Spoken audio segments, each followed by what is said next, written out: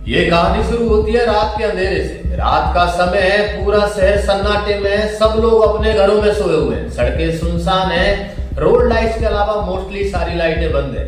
पास ही की एक बिल्डिंग में देखे तो वहां पर लाइटें जली हुई है, काफी तेज हलचल है। पता लगाने पर पता चला ये हॉस्पिटल की बिल्डिंग है। जब हम हॉस्पिटल के अंदर प्रवेश करते हैं तो गैलरी में बहुत सारे मरीज के साथ आने वाले लोग इकट्ठे हुए होते हैं। सभी के चेहरे पर चिंता है, अपने पेशेंट की केयर को लेकर सभी चिंतित है। हॉस्पिटल के अंदर प्रवेश करते हैं तो वार्ड्स और आईसीयू के अंदर हलचल मची हुई है। नर्सिंग स्टाफ अपनी पूरी मेहनत, पूरी लगन के साथ पेशेंट की केयर में लगा हुआ है। ना आंखों में नींद है, ना चेहरे पर थकान है, बस एक ही काम, मरीज को बेस्ट केयर प्रोवाइड करना। ये सब चल ही रहा होता है, तभी बाहर से इमरजेंसी में एम्बुलेंस के सायरन की आवाज आती है और नर्सिंग स्टाफ अपना काम छोड़कर इमरजेंसी की ओर दौड़ते हैं। एम्बुलेंस के पास पहुंचते हैं तो एम्बुलेंस से एक सीरियस पेशेंट आता है। सब कुछ भूलकर, अपनी थकान, अपनी नींद भूलकर उस पेशेंट की केयर में लगते हैं और कुछ काफी घंटे मेहनत करने के बाद आखिरकार वो पेशेंट खतरे से बाहर आ जाता है और उसे नॉर्मल ट्रीटमेंट के लिए एडवाइस कर दिया जाता है।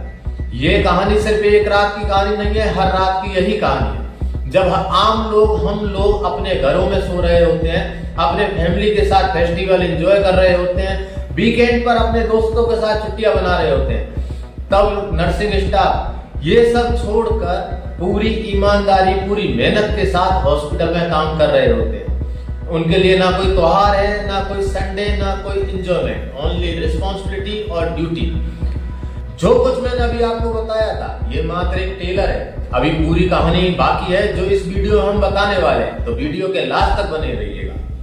पूरी कहानी को जानने के लिए हमें चलना होगा फ्लैशबैक में। जब भारत में ब्रिटिश शासन काल का शासन था, अंग्रेज हमारे देश पर राज कर रहे थे, उस समय अंग्रेज और अंग्रेजों के सैनिकों के बहुत सारे परिवार यहाँ पर रहा करते थे। तब उनकी केयर, उनके ट्रीटमेंट के लिए अंग्रेजों ने 1791 में एक हॉस्पिटल की स्थापना करी, मद्रास, जिसे आज वर्तमान में चेन्नई कहते हैं। हॉस्पिटल खोल लिया जाता है पर हॉस्पिटल में काम करने के लिए नर्सिंग स्टाफ रहता ही नहीं, क्योंकि उस समय तक हमारे देश में एजुकेशन और स्वास्थ्य फैसिलिटी थी ही नहीं। तब अंग्रेजों ने इसके लिए इंग्लैंड से 10 नर्सें मंगाई गई हॉस्पिटल में काम करने के लिए। वो 10 नर्सें आती हैं और हॉस्पिटल में काम शुरू हो जाता है। हॉस्पिटल में काम शुरू होता है तो धीरे धीरे पेशेंट की संख्या बढ़ने लगती है और केयर करने वाली नर्सिंग स्टाफ की संख्या उतनी की उतनी ही बनी रहती है। तब क्या होता है, अंग्रेजों ने जो भारत के उस समय के जो बड़े शहर थे उनके अंदर हॉस्पिटल को चुना। हॉस्पिटल में पेशेंट की केयर के साथ साथ प्रशिक्षण का भी कार्यक्रम किया गया और ट्रेनिंग दी गई भारतीय फीमेल्स को, ताकि वो आने वाले टाइम में नर्सिंग स्टाफ का काम कर सके। और इसी के तहत सन 1891 में पहली काशीबाई गणपत नाम से पहली ट्रेन नर्स, जिन्हें भारतीय पहली ट्रेन नर्स बोला गया है, वो प्रशिक्षण होकर निकलती है और लोगों की केयर में लग जाती है। और इसके बाद सिलसिला होता है भारतीय नर्सिंग के अंदर फीमेल्स के एक के बाद एक नर्सिंग ऑफिसर बनने का, और ये काम और फैसला लगातार चलता रहता है। पर धीरे धीरे क्या होता है, जैसे जैसे ये स्वास्थ्य का काम आगे चलता है, वैसे ही फीमेल्स को अपनी हेल्प के लिए मेल्स की भी जरूरत पड़ती है। तब 1930 के करीब मेल्स को शामिल करना शुरू किया जाता है नर्सिंग प्रोफेशन में हेल्प के लिए, पर उन्हें प्रोफेशन के अंदर मान्यता नहीं दी जाती है। 1947 में जब हमारा देश आजाद हुआ, और हमारे देश के आजाद होने के बाद भारत के अंदर हेल्थ मिनिस्ट्री भी बनाई गई, और पहली जो हेल्थ मिनिस्टर थी वो थी राजकुमारी अमृत कौर।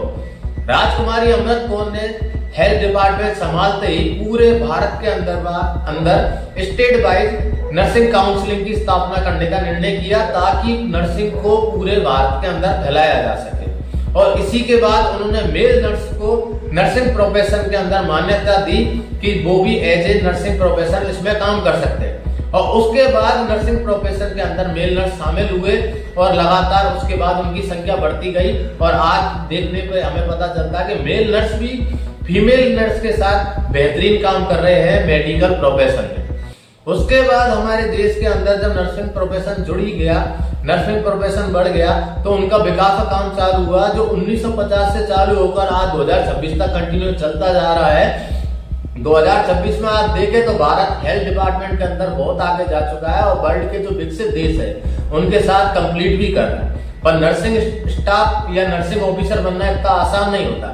इसके पीछे एक लंबी मेहनत, बहुत सारा समर्पण, बहुत सारा त्याग जुड़ा होता है। नर्सिंग प्रोफेशन बनना इतना आसान नहीं है। इसके पीछे कई सालों की पढ़ाई, कठिन ट्रेनिंग, सीनियर्स डॉक्टर्स की फटकार और उसके बाद जाके बनते हैं नर्सिंग प्रोफेसर। इसके अलावा भी इनकी ड्यूटी इतनी आसान नहीं है। रूटीन ड्यूटी करना, morning shift, evening shift, night shift, अपने बच्चों को छोड़ के आना, अपने परिवार को छोड़ के आना, कोई संडे नहीं, कोई फेस्टिवल नहीं, प्रतिदिन कंटिन्यूअस ड्यूटी। इसमें सबसे ज्यादा इंपॉर्टेंट रोल है फीमेल नर्सिंग स्टाफ का, जो अपने बच्चों को छोड़ के आती हैं, अपने परिवार को छोड़ के आती हैं, समाज को छोड़ के आती हैं और प्रोफेशन में आकर पेशेंट की केयर करती हैं, वो भी बहुत डेडिकेट होके और बिल्कुल समर्पण भाव के साथ। इस वीडियो को बनाने का मकसद यही था कि नर्सिंग प्रोफेशन जो एक गुमनाम प्रोफेशन है, जो जितनी मेहनत करते हैं और जितना काम करते हैं उसके हिसाब से इन्हें कभी सम्मान नहीं मिला, न ही इन्हें वो दर्जा मिला। इस वीडियो को बनाने का मकसद यही था कि जो ये गुमनाम योद्धा हैं, गुमनाम हीरोज हैं, उनके बारे में भारत को बताया जा सके।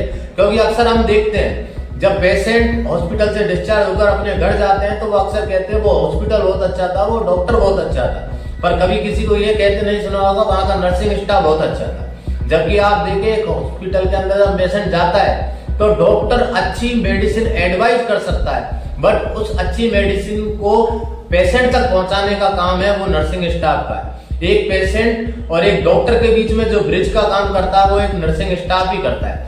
चाहे पेशेंट का ट्रीटमेंट हो, पेशेंट के मॉनिटर चेक करना हो, पेशेंट का रिकॉर्ड मेंटेन करना हो, या पेशेंट या उनके अटेंडर को इमोशनल सपोर्ट देना हो, ये सारे इंपॉर्टेंट काम है वो नर्सिंग प्रोफेशन ही करता है। बट उनको आज तक उतना सम्मान, उतना अहमियत नहीं दी गई जितने के वो लायक थे। तो इस वीडियो को बनाने का मकसद यही था कि ये गुमनाम हीरोज को हम भी थोड़ा हाईलाइट कर सके।